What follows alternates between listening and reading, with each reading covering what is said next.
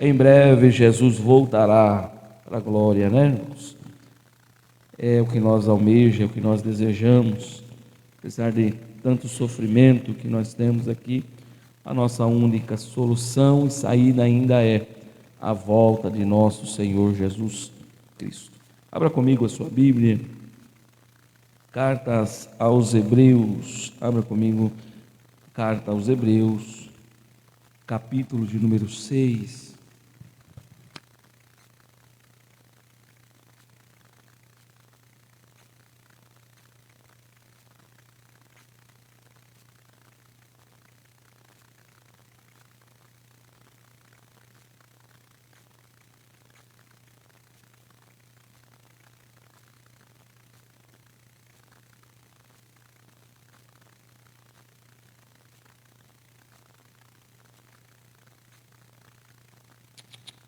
Carta aos Hebreus, capítulo de número 6. Glória a Jesus. Deus é fiel. Deus é maravilhoso. Vamos ler a partir do verso de número 4. Hebreus, capítulo 6, a partir do versículo de número 4. Glória a Deus. Quem achou, diga amém. O texto diz: porque é impossível que os que já uma vez foram iluminados e provaram o dom celestial e se fizeram participantes do Espírito Santo e provaram a boa palavra de Deus e as virtudes do século futuro e recaíram, sejam outra vez renovados para arrependimento, pois assim quanto a eles, de novo, crucificam. Vamos lá de novo. Porque é impossível que os que já uma vez foram iluminados e provaram o dom celestial e se fizeram participantes do Espírito Santo e provaram a boa palavra de Deus e as virtudes do século futuro e recaíram, sejam outra vez renovados para arrependimento, pois assim quanto a eles, de novo crucificaram o Filho de Deus e o expõem em vitupério, porque a terra que embebe a chuva, que muitas vezes cai sobre ela e produz erva proveitosa, para aqueles por quem é lavrada, recebe a bênção de Deus. Mas aqui produz espinhos e obrolhos, é reprovada, e perto está da maldição, e o seu fim é ser queimada. Amém? Glória a Deus. Meus irmãos, nesta noite nós vamos dar sequência ao nosso estudo das cartas aos Hebreus. Semana retrasada, nós aprendemos acerca do capítulo de número 5, e nesta noite nós vamos continuar falando agora no capítulo de número 6. Após repreender os crentes hebreus pela sua falta de crescimento espiritual, quem não esteve aqui na quarta retrasada, foi falado sobre crescimento espiritual, foi tratado sobre imaturidade na fé. O autor agora vai apresentar uma advertência ainda mais séria, que é o perigo da apostasia. Então, nesta noite, o ensino que eu trago para a igreja é o perigo da apostasia, ou seja, o abandono deliberado da fé. Após ter recebido grande conhecimento das verdades de Deus, o povo hebreu queria abandonar a sua crença, a sua fé. E o abandono de fé, o abandono de crença, é conhecido como apostasia. E nos dias em que nós estamos vivendo, nós estamos observando que muitos já se apostataram da fé, muitos já abandonaram a fé, ou seja, já abandonaram o cristianismo, já abandonaram a igreja, já abandonaram a Jesus, já abandonaram a Deus. E observa que o perigo da apostasia não é algo imaginário, mas uma advertência real, é algo que está acontecendo nos últimos dias. Tem pessoas que não estão suportando as provações, Tem pessoas que não estão suportando o tempo mal que nós estamos vivendo, e com isso estão apostatando da fé, estão largando a cruz, abandonando a Jesus. Então, o grande debate em torno desse texto que nós acabamos de ler, porém tem palavras difíceis. É por isso que é interessante, irmãos, muitas das vezes nós lemos a palavra do Senhor e nós não entendemos, devido à linguagem. Aqui o escritor está escrevendo uma carta para os irmãos que estavam querendo voltar a ser judeus, ou seja, eles haviam se convertido, estavam caminhando na fé, provaram dessa fé, foram batizados nas águas, foram cheios do Espírito Santo, mas devido à perseguição, devido às provações que eles passavam, eles queriam abandonar a fé, ou seja, queriam voltar para o judaísmo. Então o grande debate em torno desse texto é: um verdadeiro salvo pode perder a salvação? Uma pergunta: o verdadeiro salvo pode perder a salvação? Por quê? A pergunta: os dias em que nós vivemos, muitos se protegem, se defendem, quando se apóstata ou sai da fé, larga a crença, sai da igreja, eles continuam se defendendo usando a palavra de Deus. Então, um verdadeiro salvo pode perder a sua salvação? Essa questão tem sido discutida desde os primeiros séculos da igreja. Então, o texto que lemos é um texto muito discutido. Hebreus, capítulo de número 6, diante dos teólogos, dos intérpretes das escrituras sagradas, é um texto de difícil compreensão. Mas nessa noite eu venho pelo Espírito Santo trazer mais ou menos esclarecendo a luz da palavra de Deus, para que os irmãos possam compreender. Então, Hebreus capítulo 6, devemos lembrar que a Bíblia não se contradiz, pelo contrário, há passagens difíceis que devem ser compreendidas à luz dos textos mais claros, ou seja, à luz do texto bem explicado, bem ensinado. Então, eu vou devagar para que os irmãos possam entender e compreender. As Escrituras ensinam que os verdadeiros salvos são guardados por Deus. Quando eu leio João, capítulo de número 10, verso de número 27 ao 29, resumindo o texto, João diz: ninguém pode arrebatar as ovelhas das mãos de Cristo. Romanos 8, 38, 39, Paulo escrevendo a carta diz: nada pode nos separar do amor de Deus.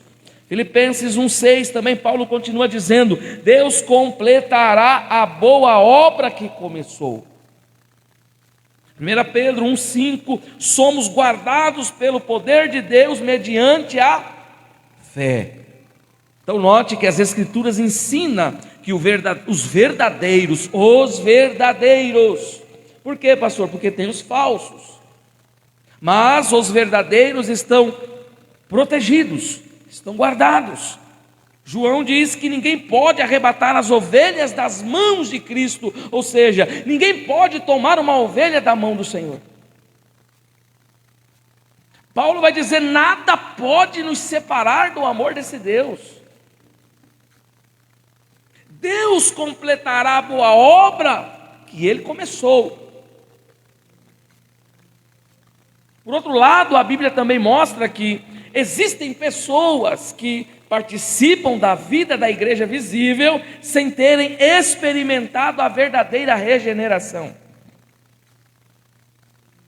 Vou repetir. Por outro lado, a Bíblia também mostra que existem pessoas que participam, presta atenção, estão na igreja, estão cantando, estão pregando, estão dizendo, estão fazendo, está acontecendo, porém, sem terem experimentado a verdadeira regeneração. Exemplos bíblicos: Judas Iscariotes andou com Jesus, mas nunca foi verdadeiramente convertido. Viu os milagres de Jesus, contemplou a grandeza de Jesus na terra, mas nunca foi convertido. Isso acontece hoje, pastor, muito. Tem gente que está na igreja, mas a mente dele está fora, está longe do Calvário, está longe da cruz. ou vem por simples costume, né? Vem só para um ritual. Quarta-feira, culto de ensino, eu tenho que ir. Eu venho. Outro exemplo bíblico é Demas. 2 Timóteo 4,10, a Bíblia diz que ele abandonou a fé por amor ao mundo. Demas era crente, mas ele vai deixar a igreja, ele vai deixar de servir a Deus por amor que ele tinha ao mundo. É o que acontece, irmãos. Dias que nós vivemos, muitos deixam o amor de Deus para viver o amor do mundo, sendo que Jesus já nos orientou: não ameis o mundo e nem o que no mundo há. Aí Jesus vai dar uma descrição do mundo. O que há no mundo? O que tem no mundo? Guerras, perseguições, inveja. Não ameis o mundo e nem o que no mundo há. Corrupção, desejo desenfreado, pecados. E gente que abandona Cristo, abandona a igreja para viver os prazeres do mundo. Sendo que nós somos protestantes. Lembrando que, além de sermos evangélicos, gospel, nós somos protestantes, e nós protestamos contra quem? Contra o mundo, contra o pecado que há no mundo. Eu não posso cooperar com o pecado, eu não posso fazer parte do mundo aonde tem lascívia, mentira, profanação, desejos sexuais. E tem gente largando o pão, o maná que vem do céu, para comer as bolotas dos porcos do mundo. Demas foi um. Outro exemplo bíblico, Simão, o mágico. Quando eu leio Atos 8, do capítulo 3, do versículo 13 ao 23, a Bíblia diz que ele foi batizado. Simão, o mágico, foi batizado, mas seu coração não era reto diante de Deus. Ah, mas batizou, pastor, batizou. Não quer dizer que o batismo de João, o Batista, o batismo nas águas, resolveu alguma coisa. Ah, mas batizou, mas continua fazendo as mesmas coisas. Isso está acontecendo porque não teve o discipulado, não aprendeu. Batizou porque viu o outro batizando, achou bonito. Não adianta ser batizado nas águas com o coração desviado. O apóstolo João esclarece essa realidade. 1 de João, capítulo 2, verso 19. Abre comigo a sua Bíblia. Isso aqui é forte, esse versículo é muito forte. 1 de João, capítulo 2, versículo 19.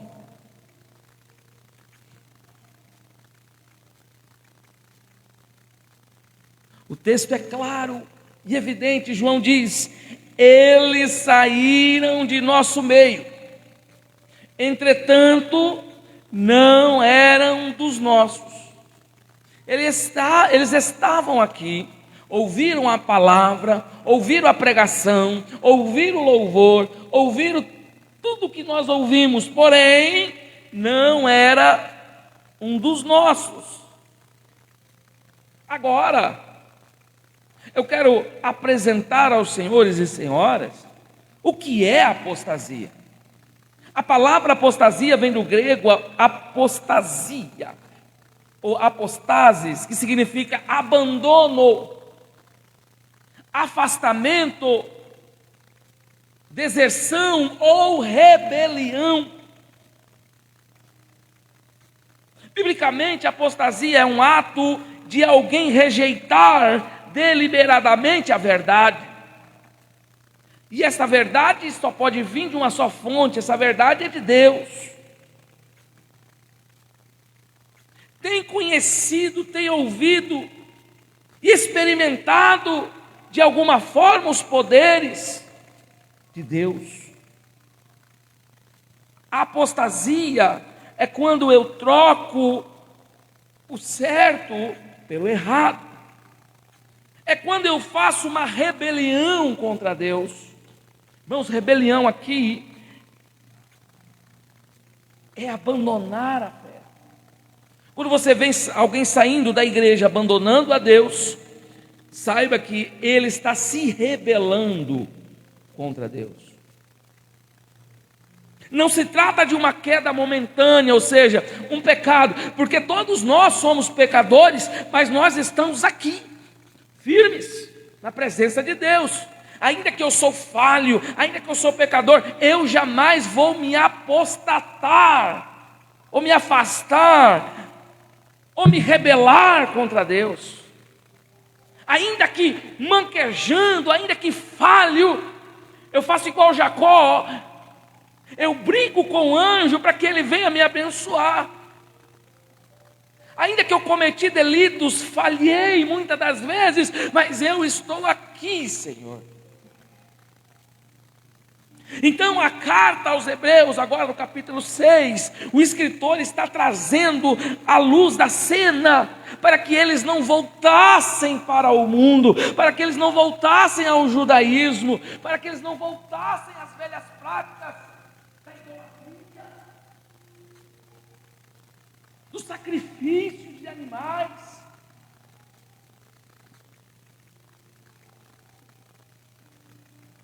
Vamos falar na linguagem de hoje. Deus está dizendo: não volte para o mundo, para o golinho de cerveja, para aqueles 5 minutinhos de prazer. Porque tem gente trocando Jesus hoje por 5 minutinhos de prazer. Eu vou dar uma voltinha ali no mundo e depois eu volto, e muitas das vezes não dá tempo de voltar. Conhece alguém que foi ali e falou: eu já volto, e não deu tempo de voltar?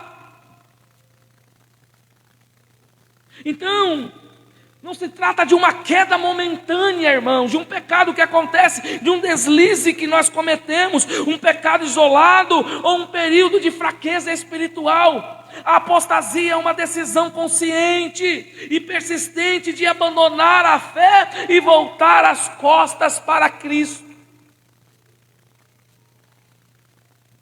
O apóstolo Paulo advertiu, 1 Timóteo, capítulo 4, versículo 1. Vamos ler.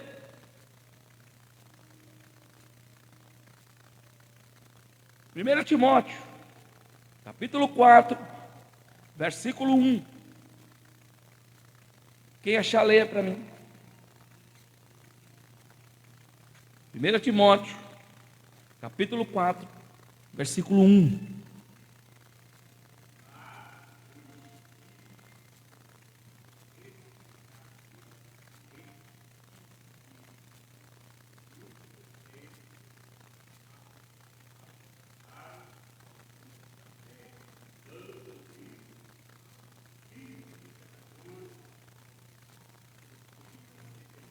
Amém.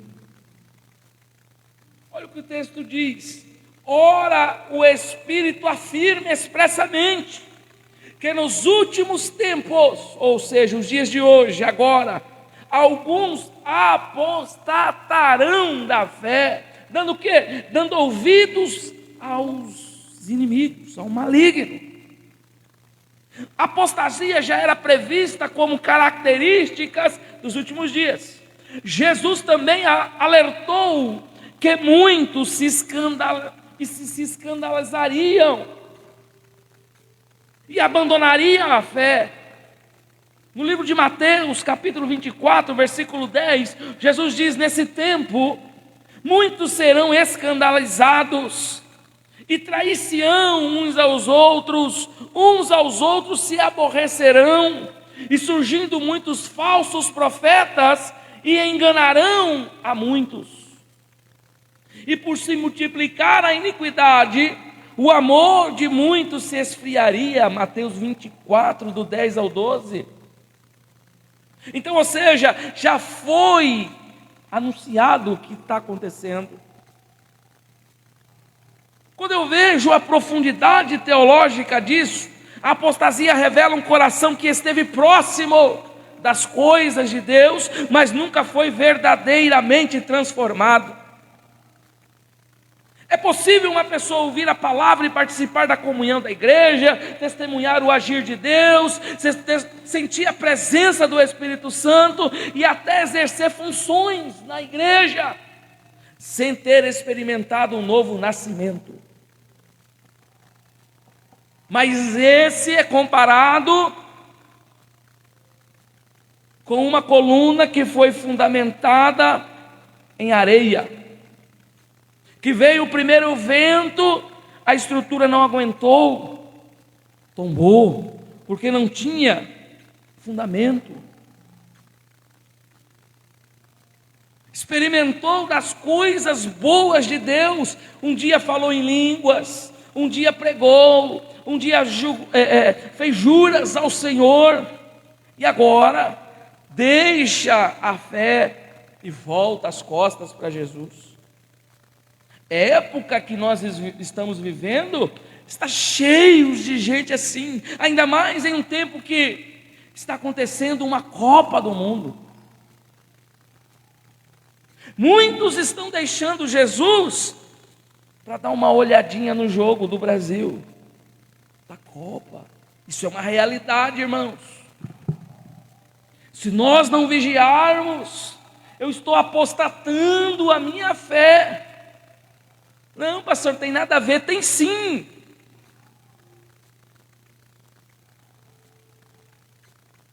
Só mudou a maneira de adorar, mas ainda é Baal, ainda é a estátua de Nabucodonosor. Está todo mundo lá ligado, prostrado. Eu estou apostatando a minha fé, servindo mais, dando ouvido mais ao inimigo. Não, dá só uma olhadinha. Isso é um joguinho, não tem nada a ver. Quando eu faço isso, eu estou apostatando. Eu estou deixando Jesus aqui um pouquinho para me dar uma voltinha ali.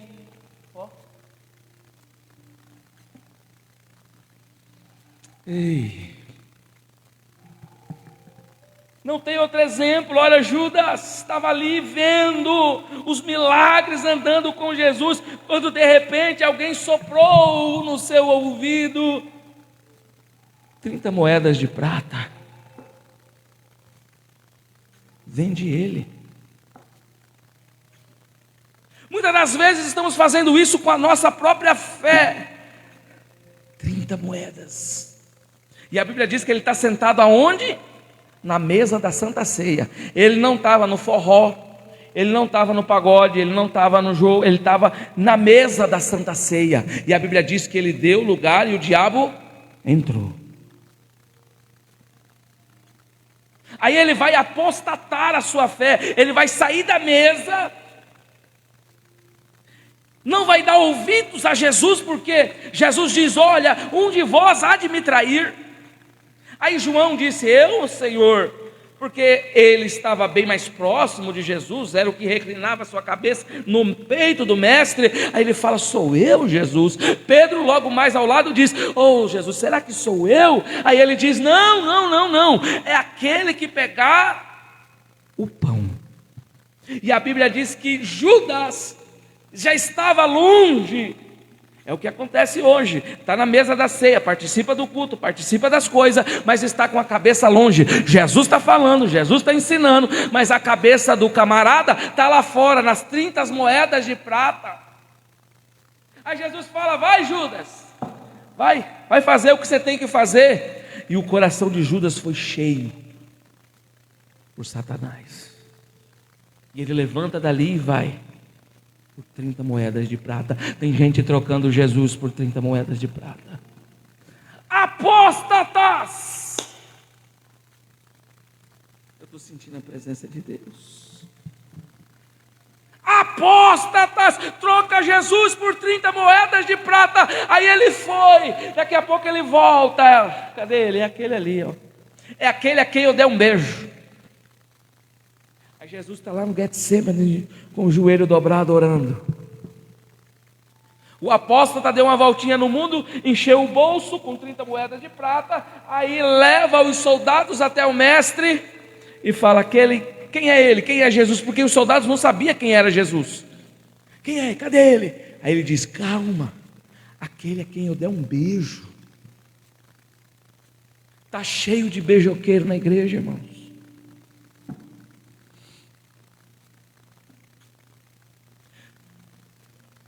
Ele foi lá e beijou.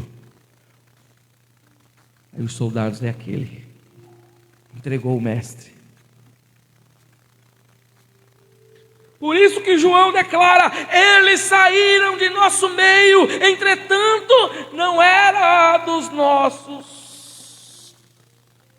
Está na igreja, está cantando, está regendo, está fazendo, mas não é um dos nossos. Ei. Apostasia não demonstra a perda de uma salvação verdadeira, mas a manifestação de uma fé que nunca foi genuína. Está na igreja, mas não tem fé. Está na igreja cantando, mas não acredita que Jesus, que Deus pode fazer um milagre. A maior proteção contra a apostasia é o que, pastor? É permanecer em Cristo diariamente. Não é só no dia do culto, não é só quando eu venho à igreja, não, é diariamente, ou seja, é 24 horas por dia. Hebreus nos ensina isso, já estudamos aqui, Hebreus 3:12, abre comigo sua Bíblia. A maior proteção contra a apostasia é permanecer em Cristo diariamente, crescendo na onde? Na palavra, na oração, na comunhão com a igreja. Como ensina Hebreus 13:12, tende cuidado, irmãos, jamais aconteça haver em qualquer de vós perverso coração de incredulidade, que vos afaste do Deus vivo. Duro é alguém estar na igreja, está no templo, está buscando, mas com o coração duro, com o coração perverso, com o coração incrédulo. Em resumo, a apostasia é o abandono consciente da fé.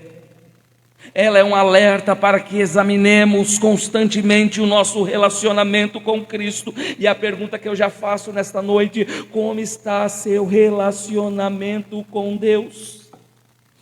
Eu falei aqui há poucos dias, nós precisamos encher as nossas aljavas, porque nós não sabemos que dia virá o dia mau. Uma hora ele bate na nossa porta, e é nessa hora que Deus quer ver como está a nossa fé. Estou sofrendo, mas estou com Cristo. Estou no vale, mas eu estou com Cristo.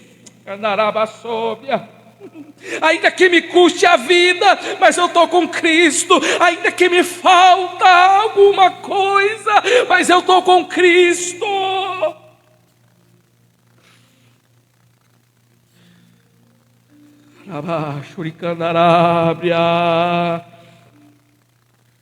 Mateus 24:13, perseveremos até o fim, pois aquele que perseverar até o fim será o quê?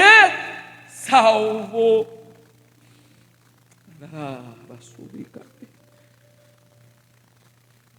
Aleluia, aleluia. Permaneça firme, não apóstata a sua fé, não troque Jesus por nada. É isso que o escritor vai começar a dizer. O autor se refere nessa passagem do capítulo 6, verso 4 e 5, olha o que ele diz: porque é impossível que os que já uma vez foram iluminados e provaram o dom celestial e se fizeram participantes do Espírito Santo, e provaram a boa palavra de Deus e as virtudes do século futuro. Essa é uma das questões mais debatidas na carta aos Hebreus.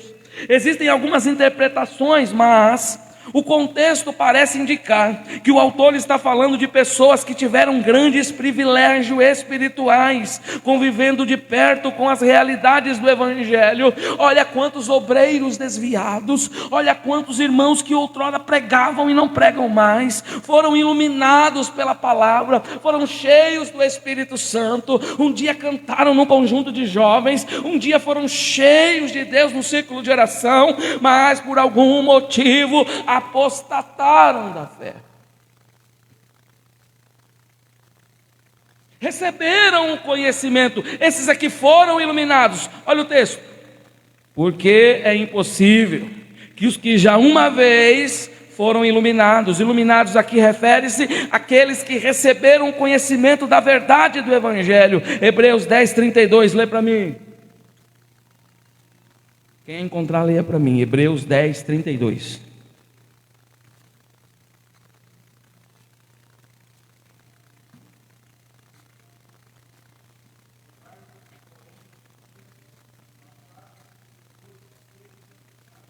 Devagar, devagar. De novo.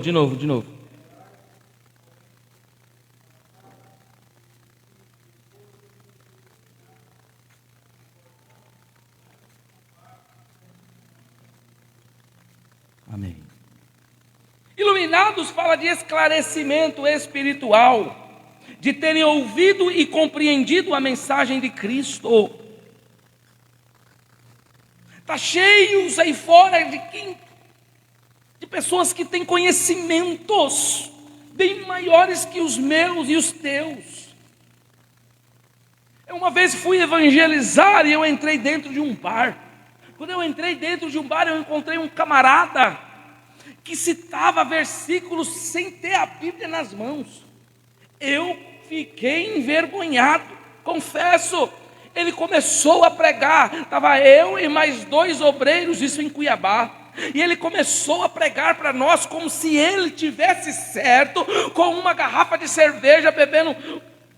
E ele começou a dizer, pregar, em vez dos 3 patetas responderem ele, ficamos ouvindo as sabedoria vãs, porque diante de Deus a sabedoria é vã para o tolo. E ele começou, e ele ficou grande, porque nós não falamos nada, mas em um certo momento daquela palavra que ele estava dando para nós, Deus falou para mim, diga para ele, que o salário do pecado é a morte. Ele pode ter todo o conhecimento do mundo, mas enquanto ele estiver apostatando a minha fé, ele não vai entrar no céu. Sabedoria não leva ninguém para o céu.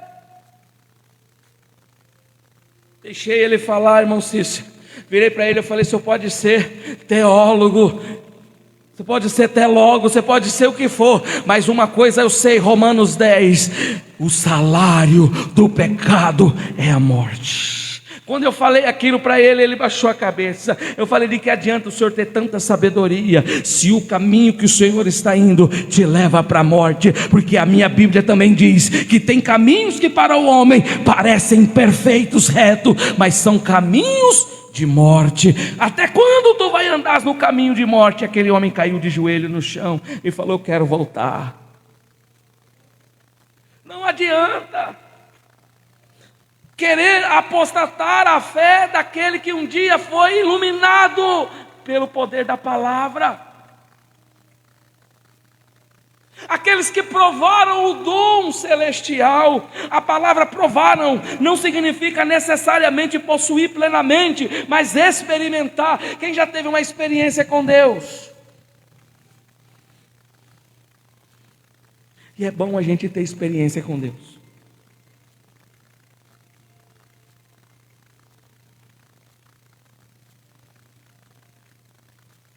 Assim como alguém pode provar um alimento sem se alimentar completamente, essas pessoas experimentaram os privilégios do Evangelho.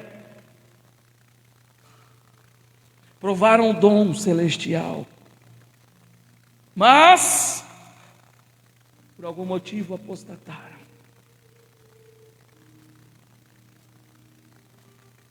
Um dia eu estava orando no sofá de casa. E eu estava numa prova. Eu não sei qual é o dia que eu não passo prova, porque a vida de pastor já é uma prova. Eu estava numa prova. E eu dobrei o meu joelho no chão e eu falei: Senhor, eu não aguento mais. Isso era meia-noite. E eu comecei a orar ao Senhor. Eu falei: Senhor, eu não aguento mais. Era o que eu sabia falar: Senhor, eu não aguento mais. Mas na verdade o Senhor queria que eu tivesse uma experiência com Ele. E a melhor coisa que um ser humano pode ter é ser experimentado pelo Senhor. E o Senhor dá uma prova para nós que muitas das vezes nós achamos que não vamos suportar. Mas Deus não dá uma cruz maior que nós não suporte. Eu já estava no meu limite. A minha primeira experiência foi dentro da minha casa, com Deus, às sós, de madrugada. Alan, eu me lembro que eu senti que alguém sentou no sofá. Sabe quando você sente que tem alguém, que você sente o vento? Eu estava com a cara no pó, de joelho, e parece que alguém sentou. Eu falei: deve ser Marielle que sentou, deve ter acordado, me viu orando e acordou. Está tudo tranquilo, é a Marielle. Mas quando eu fui curiar, porque eu sou curioso, eu olhei, falei: a Marielle não tem um pé desse tamanho. E eu senti quando tocou em meu ombro. Ô irmão, estou arrepia. E aquela voz falou mansa e suave: fostes aprovado. E eu me lembro que eu senti uma paz. Deus não deixa ninguém confundido, irmãos.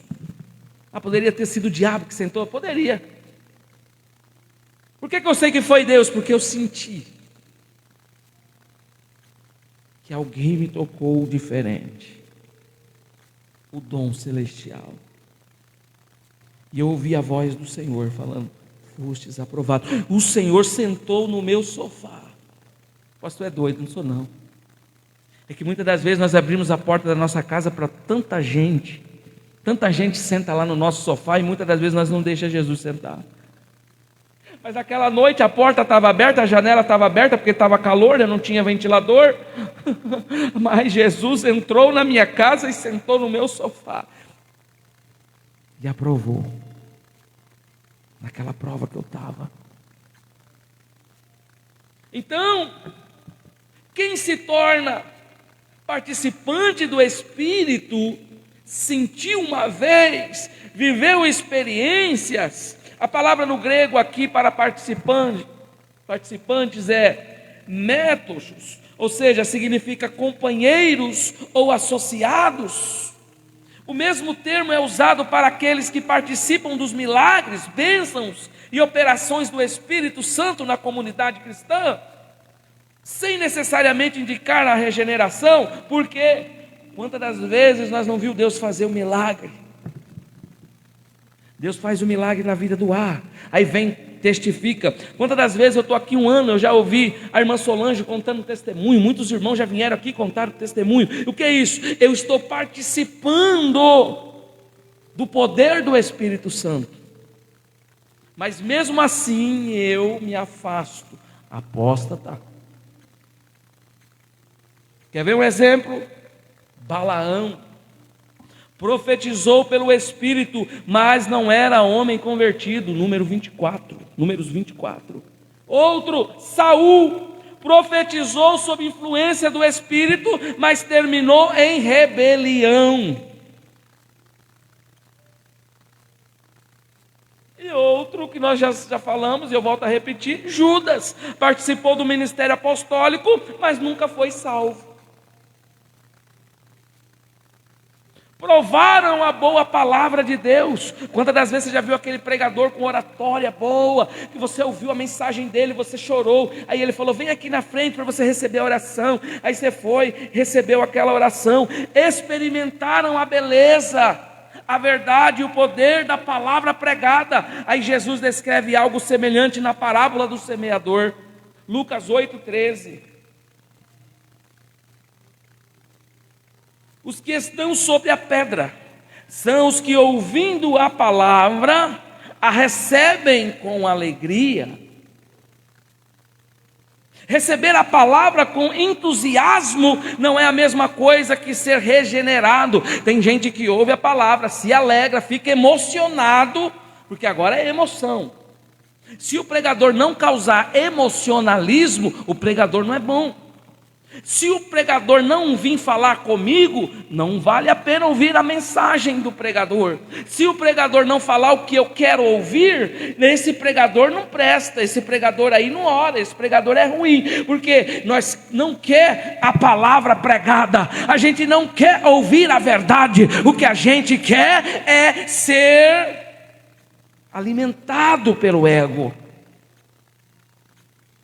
Oh, glória a Jesus. Traz ele aqui. Traz ele aqui, Benjamin. Traz o moço lá para mim. Pega lá, pega ele lá. Tem um moço lá. Pode trazer ele aqui. Oh, glória a Deus. Isso, deixa ele entrar. Então, receber a palavra com entusiasmo não é a mesma coisa de ser regenerado. Porque ainda temos palavra que liberta. Senta ele aqui na frente, o irmão Eliseu. Isso, pode deixar ele aí.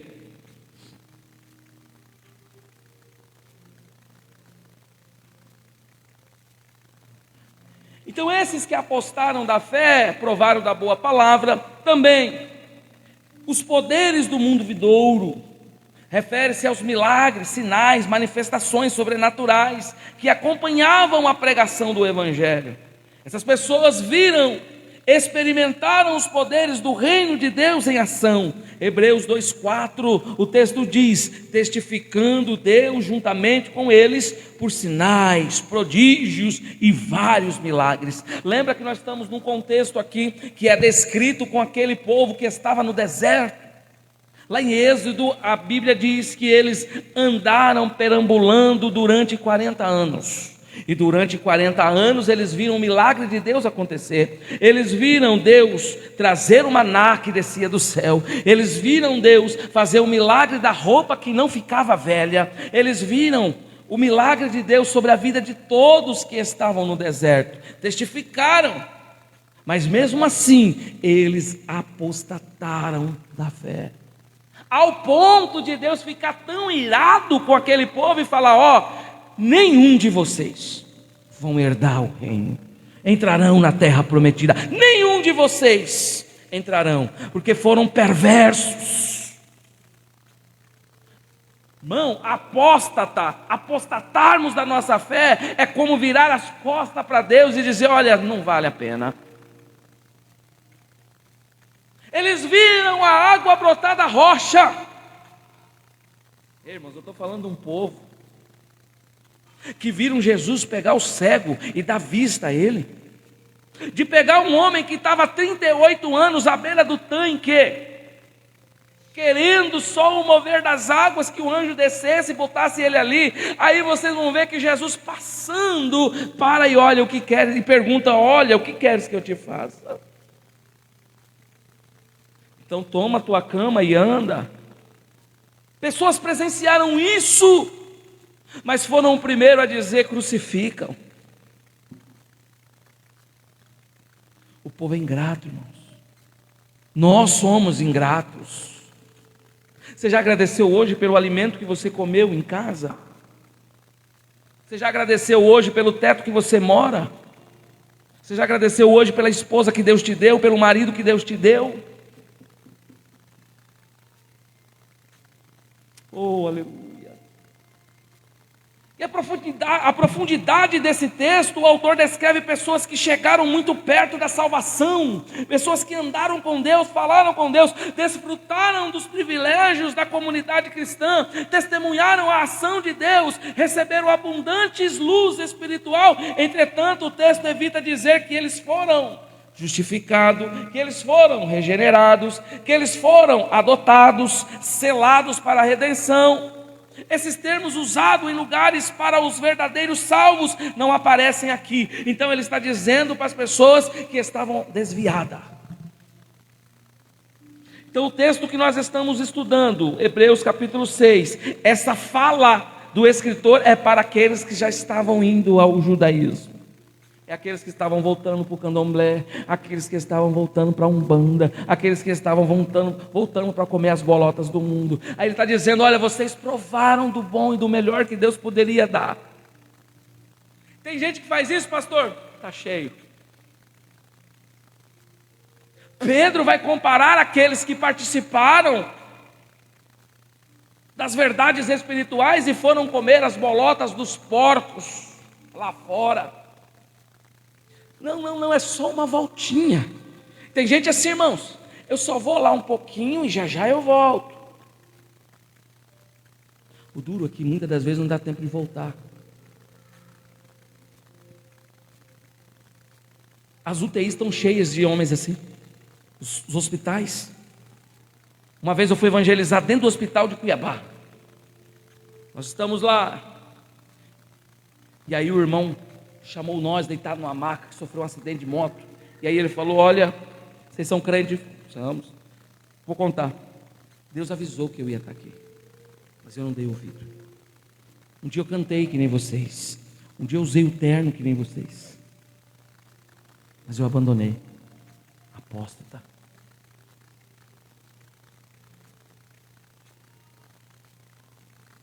Então o foco do autor é mostrar a gravidade de rejeitar a Cristo após receber tanta luz espiritual. Há uma diferença entre, presta atenção agora, conhecer a verdade e pertencer na verdade. E pertencer à verdade, vou repetir. Há uma diferença entre conhecer, eu conheço, aí fora está cheio de gente que conhece a verdade. Mas agora, pertencer à verdade só somos nós. Quantas pessoas há lá fora? E quantas pessoas tem aqui dentro? A matemática do céu. Nós estamos vivendo a matemática do céu.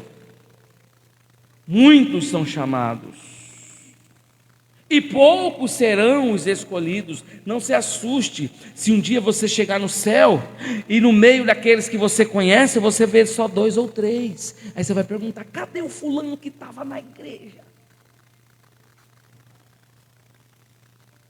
A matemática do céu é diferente. 10 recebem o milagre e só um volta para agradecer. É a matemática do céu. Aleluia. Então, frequentar a igreja é diferente de nascer de novo. Eu sou frequentador da igreja, porém, nascer de novo é outra história. Porque quando eu nascer de novo, eu já não participo mais do banquete que o mundo me oferece. Eu nasci de novo. Agora eu vou mais longe. Participar das bênçãos espirituais não quer dizer que eu vou ser salvo pela graça. Eu participo do culto. Isso não quer dizer que se Jesus voltar, essa pessoa subirá. Por isso Paulo exorta, vamos lá, a Bíblia, 2 Coríntios 13.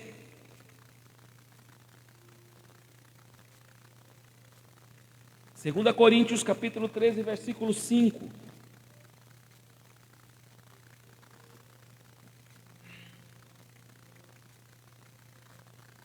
Paulo diz: examinai-vos a vós mesmo, se realmente estás na fé. Olha, não é eu quem vou julgar. Não é eu não tenho esse direito, você não tem esse direito. Paulo está dizendo: examine-vos a vós mesmo. Só tem certeza da sua salvação é você e Deus. O meu papel é orientar, é trazer o caminho, é abrir a porta, é pregar a palavra. Agora, fé é com você e Deus. Aí Paulo diz: examinai-vos, olha para você, olha a tua situação hoje.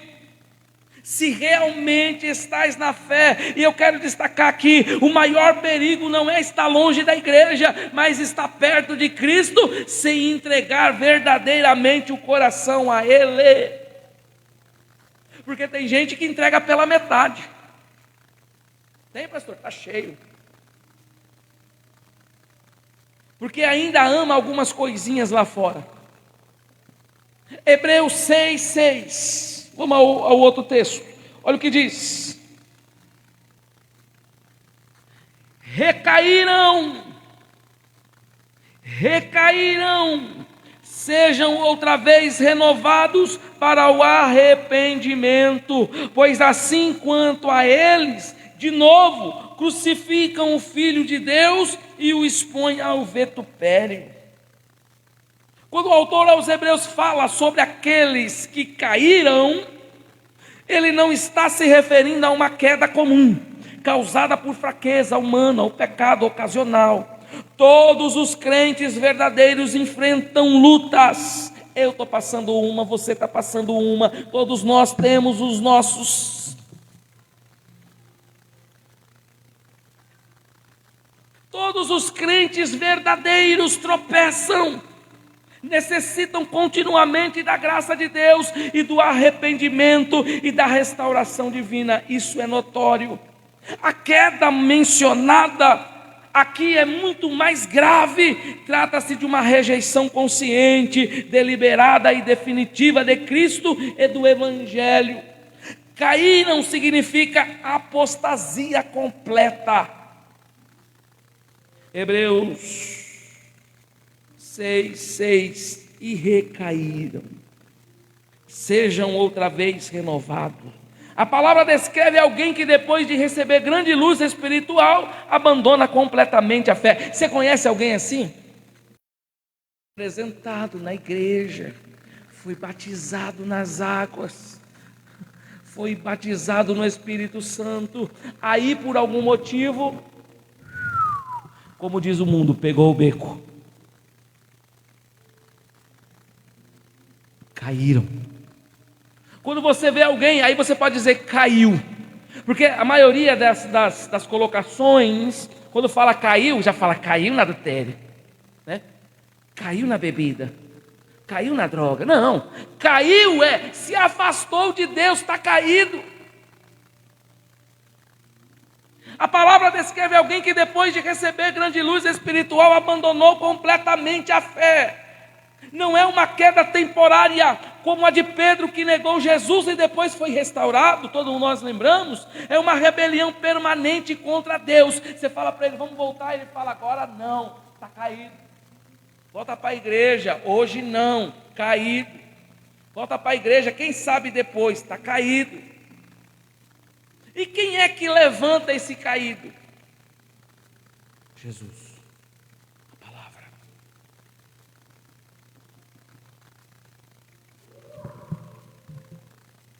Andarabra soube alai. A palavra de Deus ainda tem poder. Aleluia. Então, abra comigo a sua Bíblia.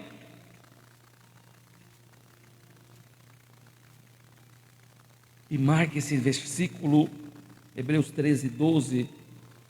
Grifa ele se você tem uma caneta, porque é um alerta. E o escritor diz, tende cuidado. Irmãos, olha o texto como que ele é bem incisivo. Irmãos, nós estamos no curso de ensino, então eu tenho que ensinar. Todas as vezes que vocês forem ler um texto, respeitem a vírgula. Vocês já observaram que a gente vai fazer a leitura, a gente está no Brasil, já tem gente que já está lá nos Estados Unidos. Não, respeitem a vírgula. Ó o escritor, vocês acharam aí? Hebreus 3:12. Ó como é gostoso a gente lê devagar. Tende cuidado, irmãos, jamais aconteça haver em qualquer de vós perverso coração de incredulidade, que vos afaste do Deus vivo. Então, o que me afasta do amor de Deus, o que me afasta desse Deus vivo, é quando o meu coração está incrédulo. Quando a pessoa está vivendo isso, esse momento de incredulidade, de não quer saber de nada, esse é o caído. Então não é o que caiu em adultério que está caído, é o que caiu afastando-se de Jesus, é se afastando do Senhor. Ou seja, uma queda sem arrependimento, porque tem crente que faz o pecado, comete o pecado e se arrepende. Uma queda sem arrependimento, o apóstata não apenas peca, ele rejeita a própria fonte do perdão. Vou repetir, o apóstata não apenas peca, ele rejeita a própria fonte do perdão. Seu coração endurece ao tal ponto que não há tristeza segundo Deus, nem desejo de voltar para Cristo. Esse é o caído. 2 Coríntios 7,10. Porque a tristeza segundo Deus produz arrependimento para a salvação. A tristeza segundo Deus produz arrependimento. Agora, o apóstata não quer se arrepender, porque passou a desprezar aquilo que antes conhecia. Eu conheço Deus, eu sei que se eu chegar diante dele agora e falar, Senhor, me perdoa, Ele vai te perdoar. Aí quando eu não quero receber o perdão dele, eu estou o quê? Me rebelando, tirando as costas.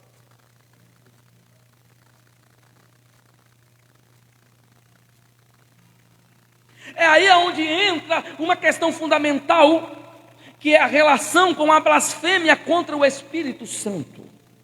Jesus ensinou que existe um pecado que não será perdoado. Qual é? A blasfêmia contra o Espírito Santo. Onde está isso, pastor? Marcos capítulo 3, versículo 28 ao 30. Então, os fariseus viram claramente a obra de Deus, mas atribuíram-na a Satanás.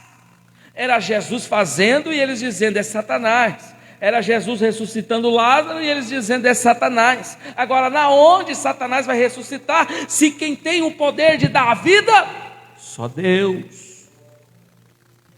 Da mesma forma, o apóstata rejeita deliberadamente aquilo que sabe ser o verdadeiro.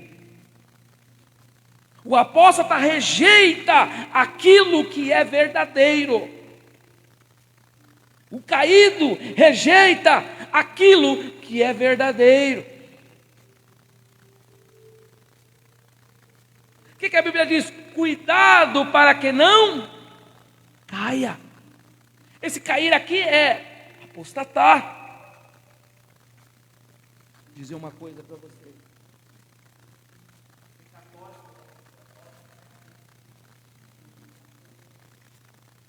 Eu vou falar uma verdade.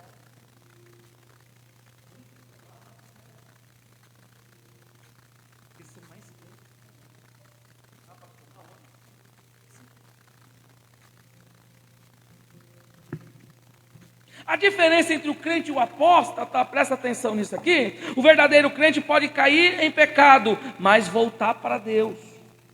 Davi caiu, mas se arrependeu. Salmo 51, depois vocês lêem em casa. Pedro caiu, mas foi restaurado. O filho pródigo se afastou, mas retornou.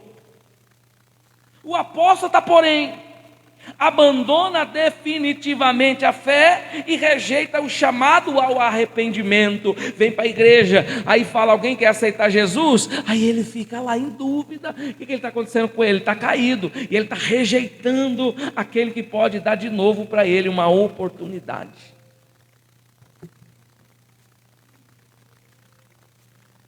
Provérbios 24:16. O justo cairá 7 vezes e se levantará.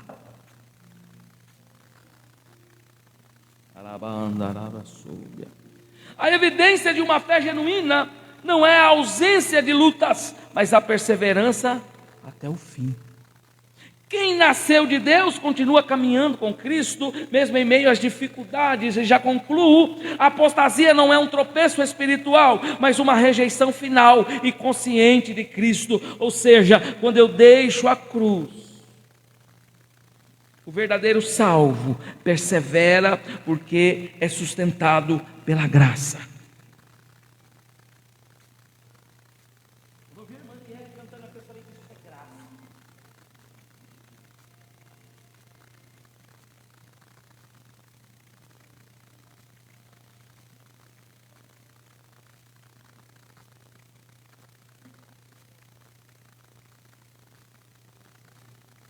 Poderia estar em casa se queixando, falando com Deus: oh Deus,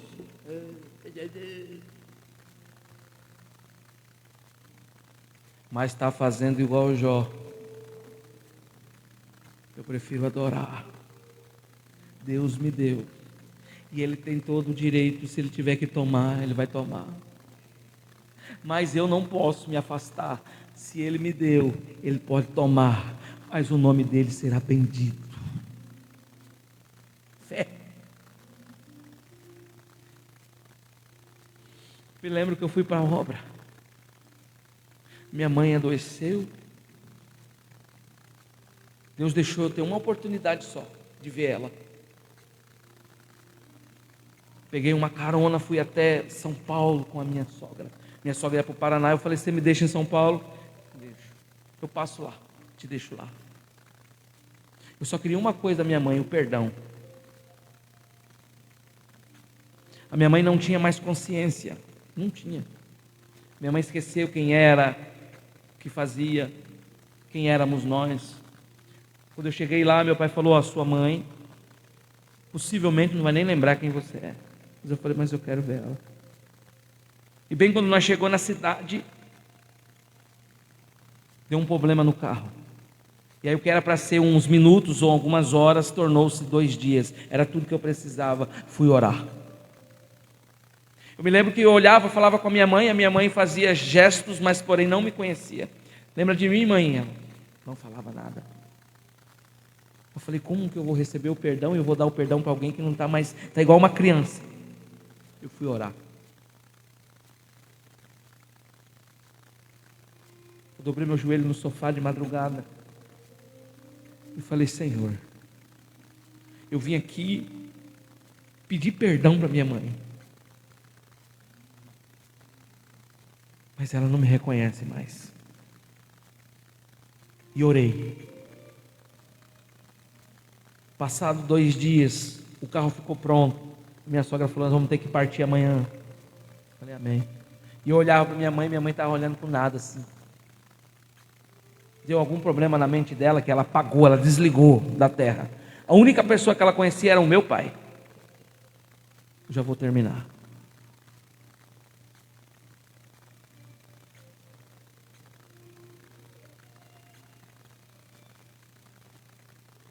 Naquele dia, no meio da despedida, eu falei assim: eu posso orar? Meu pai falou: ora. E aí eu orei. E no meio da oração eu falei: Senhor, eu não aceito sair daqui sem o perdão da minha mãe. E quando eu terminei a oração, a minha mãe sentou e falou assim: Nando,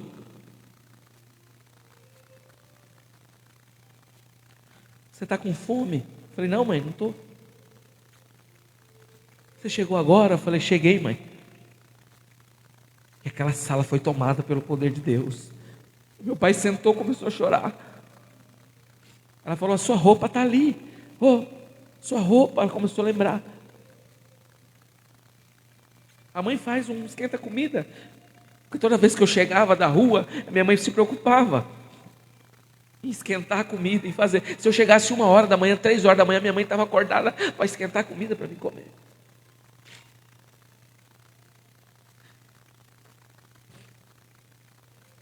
Aí eu agachei, falei assim: mãe, eu só quero uma coisa, a senhora me perdoa. A Marielle está de prova, a Marielle estava lá, Benjamin era pequeno, de colo. Ela falou assim: você perdoa a mãe? Se você me perdoar, eu te perdoo. Eu falei: eu te perdoo, mãe. E eu vi que caiu uma lágrima do olho dela, irmã Solange. Perdão não é da boca para fora, nem de dentro. E ela falou para mim: eu te perdoo, filho. Eu abracei ela e aquela sala foi tomada. Minha avó começou a falar em línguas. Minha avó tem 89 anos, é conselheira do círculo de oração. E naqueles 5 minutos que Deus deu 5 minutos Deus deu para ela, de lucidez.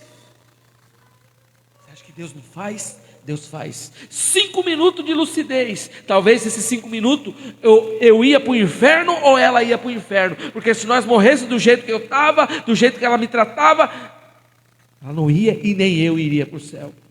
Porque quando eu saí de casa brigado com ela. Mas agora eu volto crente. E ela falou para mim assim: eu te perdoo, também te perdoo. E abracei ela. Quando eu abracei ela, eu voltei, ela voltou o olhar para o nada de novo. Falei: tchau, mãe. Ela já não respondeu mais. Era só para receber o perdão. O verdadeiro salvo persevera porque é sustentado pela graça. Que antes dela morrer, ela virou para minha avó e falou assim: eu quero ser batizada. Mas devido à pandemia, naquela época, não deu para batizar ela. Mas a minha avó falou: mas se hoje você aceitar a Jesus, se você voltar para Jesus, Jesus vai te aceitar de volta. E ela olhou para o céu e falou assim: eu quero Jesus. Falou para minha avó: canta um hino para mim. Minha avó, dando comida para ela, cantou o hino.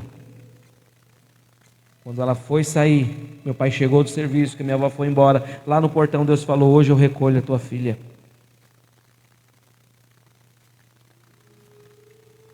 E quando meu pai sentou no sofá e olhou para ela, a minha mãe olhou para ele e falou assim: eu te amo, e fechou os olhos e morreu. Morreu salva. Não vai achando que porque dá dízimo, porque faz isso, porque faz aquilo, porque vem todos os cultos. Né?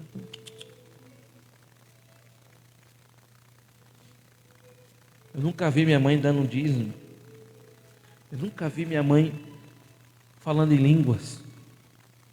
Todas as vezes que eu vi minha mãe, ela estava fumando um cigarro, ouvindo pagode. Mas uma decisão, ainda que seja no final, irmãos, me faz lembrar do ladrão da cruz. Mas nem sempre dará tempo. A minha mãe é uma exceção. O ladrão da cruz é uma exceção.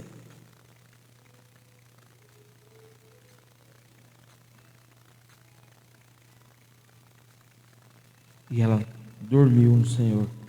Dormiu porque dormiu. Meu pai no velório filmou. Ele falou assim: olha o semblante da sua mãe. Sua mãe não morreu, sua mãe dorme. Semblante sereno. Então, irmãos, e finalizo dizendo: sede fiéis até a morte, e dar-te-ei a coroa da vida. Apocalipse 2:10. Para ela deu tempo, mas para alguns não vai ter tempo, irmãos. Um infarto fulminante demora 1 segundo para a pessoa morrer. Desliga, é a mesma coisa que você pegar esse microfone e fazer assim, ó, desligar ele vai. Não vai dar tempo de pedir perdão, não vai dar tempo de nada. Um acidente de veículo demora menos de 3 segundos. Aconteceu, acabou.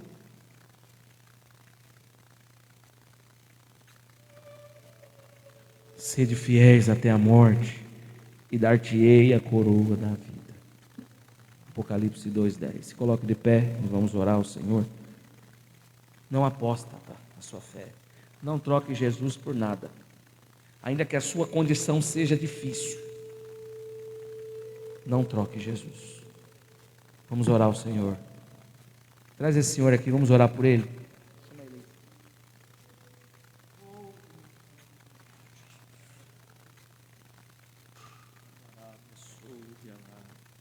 Vamos orar por ele. Qual é o nome dele, moças?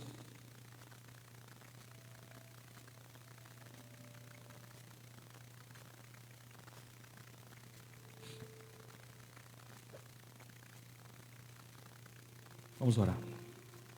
Senhor meu Deus e eterno Pai, Senhor Jesus, nessa noite nós pregamos a Tua palavra, ensinamos a Tua igreja.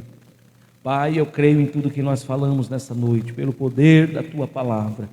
Pai querido, e neste momento, Senhor, eu apresento cada um dos Teus filhos que aqui estão, cada um enfrentando a sua luta, a sua dificuldade, cada um, Senhor meu Deus, levando a sua cruz, mas porém não apóstata, Senhor, a fé. Porém não te deixará, Senhor, por mais difícil que esteja aqui, por mais difícil que esteja aí fora, mas nós não vamos te abandonar, Senhor, porque somos fiéis à Tua palavra, nós somos fiéis, Senhor meu Deus, durante as Suas promessas, por tudo que o Senhor nos prometeu, nós vamos permanecer firmes e de pé. Guarde a Tua igreja, guarda os fiéis nessa noite, Senhor. Também eu já oro para que o Senhor intervenha, Senhor, na saúde daqueles que precisam. Pai, eu apresento os Teus servos que estão, Senhor, enfrentando dificuldades, que estão passando por lutas, que estão enfrentando a enfermidade. Entra com providência nesta noite, entra nas UTIs, entra, Senhor meu Deus, através da Tua palavra, cura, restaura, traz vida nesta noite. Abençoa essa alma que adentrou nesta noite, nesse ambiente. Vai entrando, Senhor meu Deus, na vida deste homem. Eu não conheço, mas Tu conheces. Vai quebrando as barreiras, vai curando em nome de Jesus. Se tiver demônio, que saia. Se tiver, Senhor meu Deus, algum empecilho que atrapalhe, Senhor, a vida deste homem nesta noite, que caia por terra agora, em nome de Jesus. Ó Deus, abençoa a Tua igreja do Jardim Califórnia, os vizinhos e todos que estão nos ouvindo nesta hora. Eu apresento a Tua igreja, Senhor, o irmão Juversino, guarda Teu servo, que o Senhor venha dar força, dar saúde, para que o Teu nome seja glorificado, e assim, ó Deus, nós permanecemos na Tua presença, adorando e glorificando o Teu nome. Amém.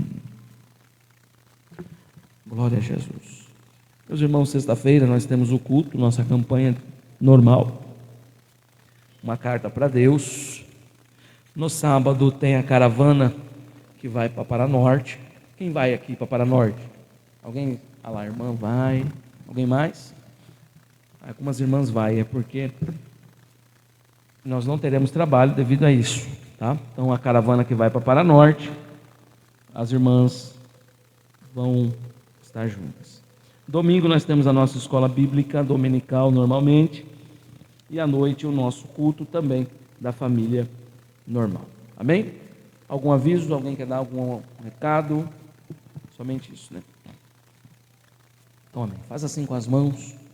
Que a graça do nosso Senhor Jesus Cristo, o grande amor de Deus, o amor e a comunhão do Espírito Santo esteja com todos, e todos dizem amém. Cumprimente o seu irmão com a paz do Senhor Jesus. Quem precisar de oração, nós estamos aqui, vamos orar. Irmãos, rapidinho aqui, eu quero apresentar a irmã Maria, a irmã Maria, que é a Maria das minha vizinha.